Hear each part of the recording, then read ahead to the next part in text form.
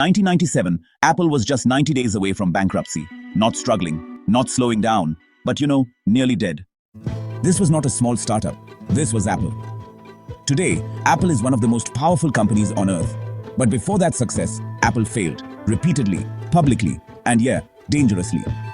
Apple's biggest threat was not Microsoft, not IBM, not competition at all. It was Apple's own decisions. The question is not how Apple became successful. The real question is how Apple survived its own failures. Because for nearly 2 decades, Apple was a company that kept inventing the future and losing money doing it. Apple was always ahead, and that was the problem. In the early 1980s, Apple introduced the graphical user interface. Windows copied it and dominated the world.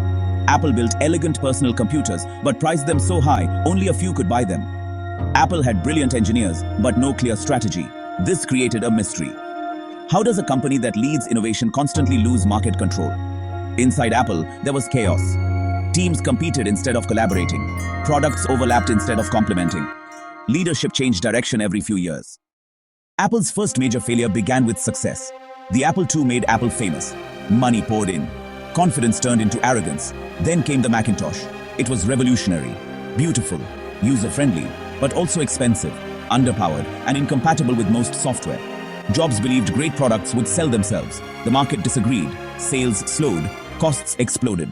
Internal power struggles grew.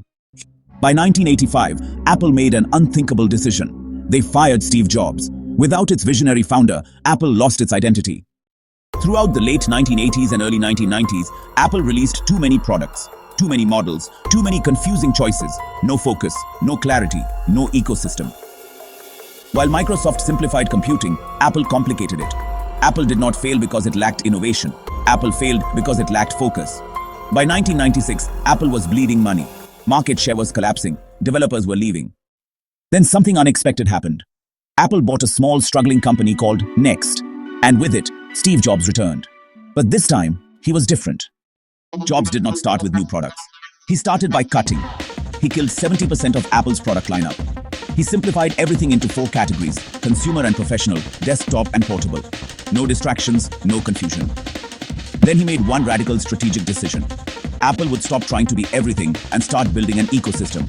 Hardware, software, design, all controlled together. This strategy did not look profitable at first, but it created loyalty. And loyalty, well, that created power. Apple's comeback was not instant. It was patient. The iMac rebuilt trust. The iPod rebuilt relevance. The iPhone changed human behavior. If this surprised you, drop your thoughts in the comments, like the video, and subscribe for more hidden stories like this. Apple stopped chasing trends and started shaping them.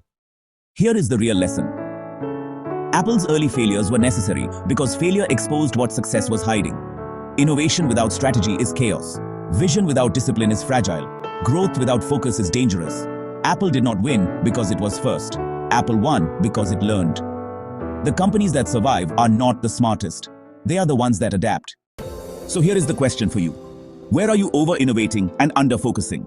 If this story changed how you see success, stay curious, because the biggest lessons in history are hidden inside failure.